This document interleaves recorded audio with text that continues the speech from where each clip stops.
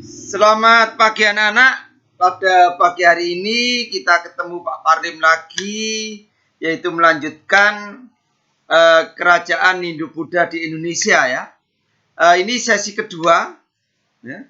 Sesi kedua ini bicara tentang kerajaan-kerajaan besar di Indonesia, yaitu pada masa kekuasaan Hindu-Buddha ya, yang ada di Indonesia ya. Ini yang akan kita bahas.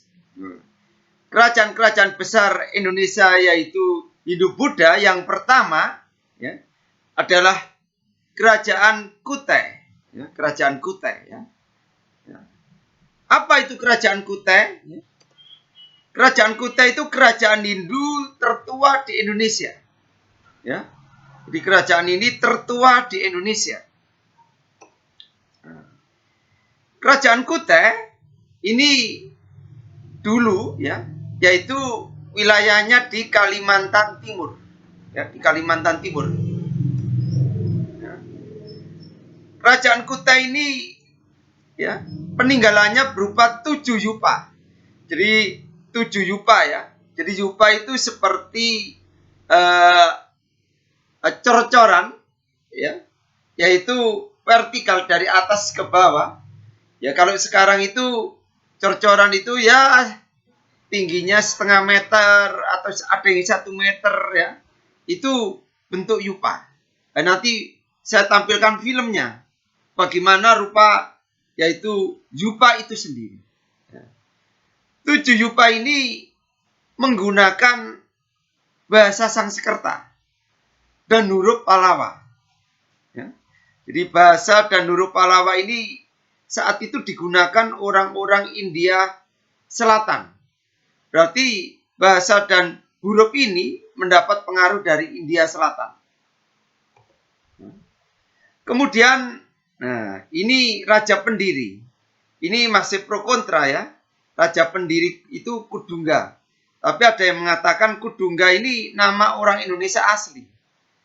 Jadi Kudungga ini papanya Raja Kutai yang nanti kelak dia menjadi raja yang besar.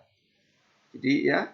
Jadi tapi dalam perkembangannya ada yang mengatakan ya Kudungga ini pendirinya, walaupun ini nama orang Indonesia, belum mendapat pengaruh dari India. Nah, Kerajaan Kutai ini mencapai zaman keemasan atau masa kejayaan pada masa Raja Mulawarman. Jadi nama Mulawarman ini sudah mendapat pengaruh dari India. Jadi kalau Kudungga ini istilahnya engkongnya Mulawarman. Siapa papa dari Mulawarman itu sendiri? Nah, nanti ada filmnya saya tampilkan, kamu lihat sendiri nanti.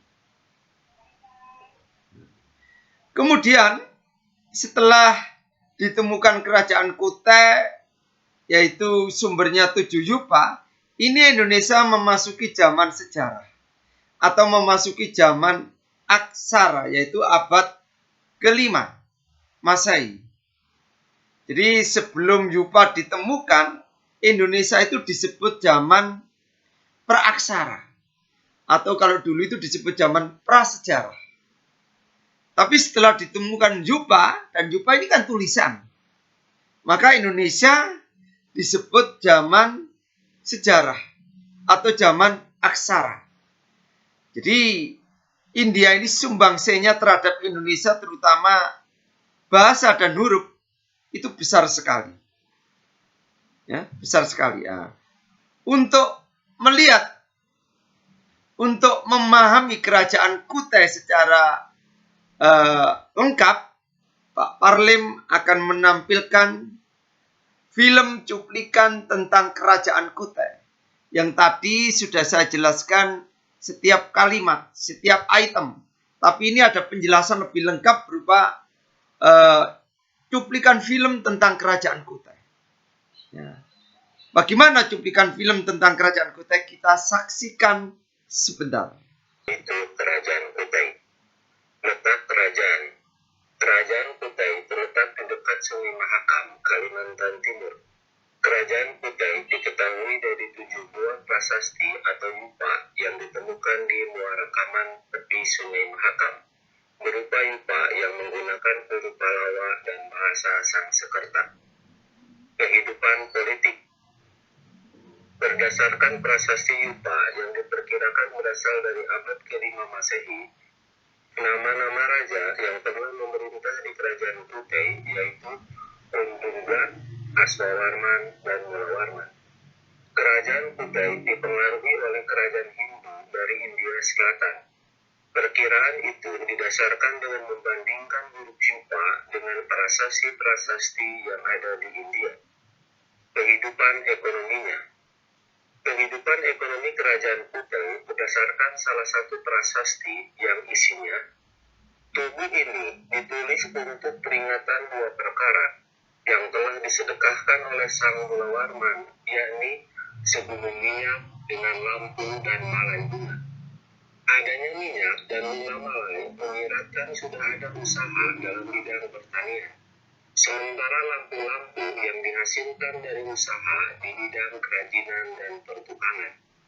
Kehidupan peternakan sudah berkembang. Hal ini dapat disimpulkan dari prasasti tentang keberadaan sapi yang dipersembahkan oleh Raja Mulawarman kepada Brahmana. Adanya arca-arca yang berasal dari India juga menyiratkan bahwa sudah ada hubungan antara Kutai dan India, terutama hubungan dagang. Kehidupan sosial budaya. Adanya upacara Pritiastoma, yaitu upacara penyucian diri dalam agama Hindu. Upacara Pritiastoma digunakan oleh orang-orang Indonesia yang terkena pengaruh Hindu untuk masuk ke dalam kasta tertentu sesuai dengan kedudukan asalnya. Dan setelah upacara ini diadakan, biasanya disusul dengan pergantian nama. Yang terakhir, kepercayaan kerajaan Kutai. Kerajaan Kutai memeluk agama Hindu aliran Siwa. Hal itu dapat dilihat dari prasasti yang menyebutkan tempat suci yaitu Waprakeswara, yaitu tempat suci yang dihubungkan dengan Dewa Wisnu. Inilah sepintas kilas cuplikan tentang kerajaan Kutai. Ya. Jadi kerajaan Kutai ini kerajaan terbesar Hindu pertama di Indonesia. Ya. Sekarang 7 yupa, ya, yang tadi sudah saya jelaskan ditemukan di kerajaan Kutai ini. Ya. 7 yupa itu sekarang disimpan di Museum Nasional di Jakarta. Jadi saya 2 tahun yang lalu ke Jakarta, masuk ke Museum Nasional, melihat secara langsung, ya, yupa, 7 yupa ini. Ya. Jadi kalau kamu ke Jakarta, mampir ke Monas, Monas sebelah barat itu ada gedung yang sangat tinggi sekali. Ya. Gedung itulah yaitu Museum Nasional. Ya. Banyak sekali koleksi-koleksi, ya. Banyak sekali peninggalan-peninggalan sejarah di Indonesia itu dikumpulkan di sana. Ya. Termasuk 7 yupa yang berbahasa Sanskerta huruf Pallawa. Jadi dari 7 yupa inilah Indonesia masuk zaman aksara atau zaman sejarah. Ya. Oleh karena itu, kalian sebagai generasi muda, marilah kita belajar. Kalau sekarang ini bahasa Indonesia dengan mudahnya kita pelajari, ya, untuk interaksi, pelajaran-pelajaran berbagai macam bidang studi, ya. Tapi kalau dulu itu bahasa Sanskerta yaitu huruf Pallawa.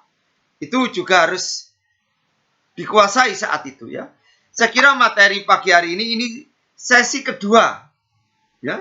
Sesi kedua semester ganjil sejarah peminatan, ya. Semoga materi kerajaan Kutai ini bisa kamu kuasai, bisa kamu pelajari dengan baik, sehingga nanti pada saat ulangan PH kamu mendapatkan nilai terbaik karena sudah mempersiapkan dengan baik mempelajari kerajaan Kutai. Saya kira itu materi pagi hari ini, sesi yang kedua. Semoga kalian semakin sehat, semangat. Selamat pagi. Iya.